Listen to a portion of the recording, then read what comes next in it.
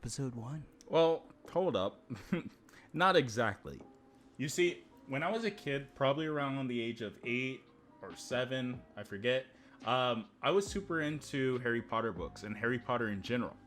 I read the first 6 books before my 9th or 8th birthday, which was crazy. Everyone was like, what the fuck? This kid is so young and he's fucking going through all these series books. I know. And I would take them everywhere too. I would take them in classes. I would put them on the fucking desk. I'd have all 6 of them stacked. But we'll get on to that in a different video. Anyways, I think when the first, I think it was the 4th or the 5th book came out. That's when like the movies started coming out. The 2nd and 3rd movie. Don't quote me this. I don't remember. But the thing at that time that fascinated me was one particular scene from the first Harry Potter book / movie. And I say book or movie because when you read the books like those back then, it was weird because it was like a mini movie in your head. And then when you come and see the movie, it was basically like deja vu. It was very trippy. But anyways, the scene in question was the scene where Harry and the Dudleys go to the zoo, right? And Harry starts speaking to the snake. He's like, hey, what's up, snake? And Snake's like, what's up? And Dudley comes over and basically starts to push him down, and Harry gets mad, and Dudley ends up falling into the snake exhibit and gets trapped there, and then the snake goes free. That scene, oh my gosh, I fucking loved it so much. But like I said, I'll talk about that love for Harry Potter in another video. Anyways, the reason this scene is important, at least to me, is because when I was a kid, this gave me the impression that maybe if I was special or different, or I was as a weird kid back then, that I might be able to like talk to animals or some shit, right?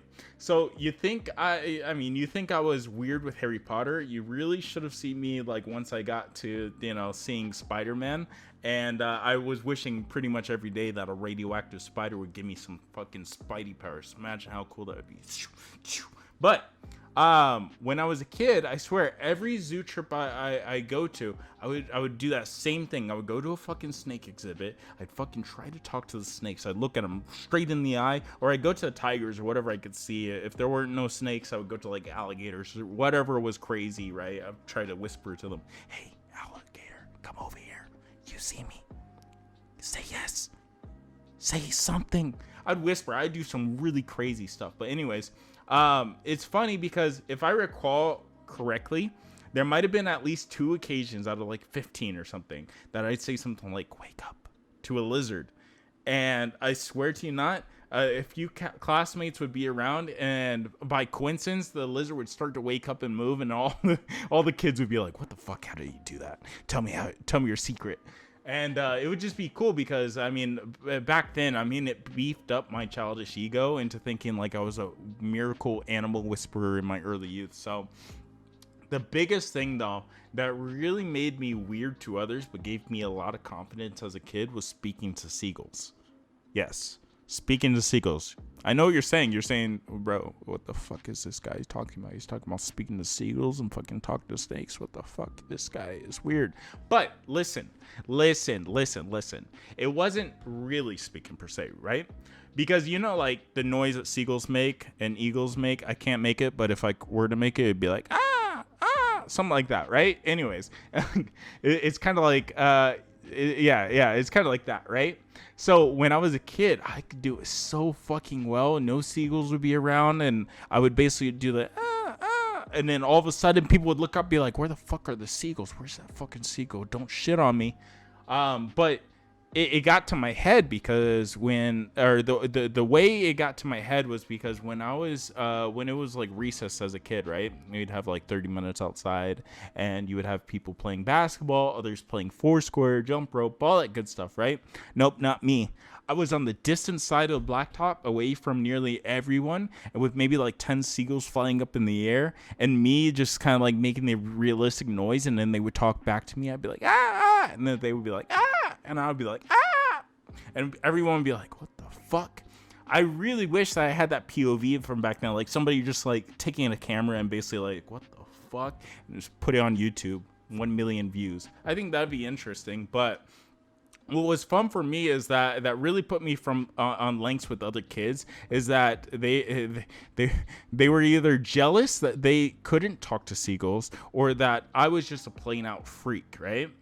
today it's just funny thinking back to that, what that conversation would be like, a 6 or 7-year-old kid, talking to their parents about their day. Dad's just like, honey, how was your day at school? And she's just like, a lot of fun. Or, in a kid voice, right? A lot of fun, good recess, and weird kid talking to birds. And the dad's just like, wait, oh great, wait, what weird kid? And she's like, yeah, he could say caw to birds, and they come down from the sky. And he's like, the dad's just like, cover your ears, okay, honey, we're transferring her immediately. just like everyone's just being transferred just because they have stories of me just kind of like talking to birds, and like, no, we don't want you in that class, honey. But probably not that dramatic, but it's just something I think about from time to time. So, but one of the pinnacles, the absolute pinnacle of this time period when I was kind of going through this phase, I'm going to just consider it a phase because I don't know if everyone has the bird speaking, animal speaking phase, but I did, was freeze tag time. I don't remember the details too much on when we would have freeze tag. I just remember one instance where we had it and it was crazy, right? I don't remember if it was after recess or if it was during PE, but I do remember I got picked to participate, right? The basis of this game is like regular tag, right? Basically, everyone runs around and starts tagging each other. The only difference is that when somebody tags you, you're basically frozen in place until somebody else on your team basically tags you back in, right? That's the premise. So basically, just imagine we're out in the field or whatever. I get picked. We're about to run and stuff like that. We have a little small forest right next to our field, and it's separated by a fence. It's like a wired fence, right? So we started playing, and I'm running. I'm trying not to get tagged, and eventually I have maybe about like 2 or 3 people trying to trail me down, trying to tag me, and eventually they do, right? But me, as a kid, being a superhuman animal-speaking god, I am not bound by these mere mortal rules. And so, instead of being frozen, I go running again. Instead of that, I don't need somebody to tag me out. I'm a fucking human-speaking animal god. I can do whatever I fucking want. So, I start running again, and the kids look at the kids that tagged me. They look at me like, "What the fuck? This guy is cheating." So they start running towards me again, like trying to tag me again. So I run towards the fence, and that is between the field and this little forest area, right? And I'll never forget this. I don't know why. I still even have this memory. I don't know, but anyways, it's fucking iconic in my brain. I fucking jumped onto the fence, like midway, like a fucking animal, just latched there, and I started howling to imaginary wolves in the forest. Like I was trying to say, like, destroy my enemies or something like that. I don't know what the fuck I was saying, but it was something. It's like I said, if somebody taped that shit, like, it would be iconic. I'm telling you, 1 million views in one day. But anyways, I don't know what the fuck I was saying, but I was just howling. I was howling to whatever. But I was on that fence like my life depended on it. And these kids, these poor kids were trying to like get me off and pull me off, and they couldn't. The adults had to end up stopping the entire game of tag, and they got one of the adults to pull me off, and I was still howling. Even like when I was, they were trying to sit me back on the blacktop. It's crazy. I'm just like, man, if only I was probably, I don't know what my thoughts were back then, but I'm just thinking, if it were me back then, my mind back then, I'd be like, man, if only it was nighttime and they did that, my whole wolf pack would let them have it. just wait until it's nighttime. You guys are all done for.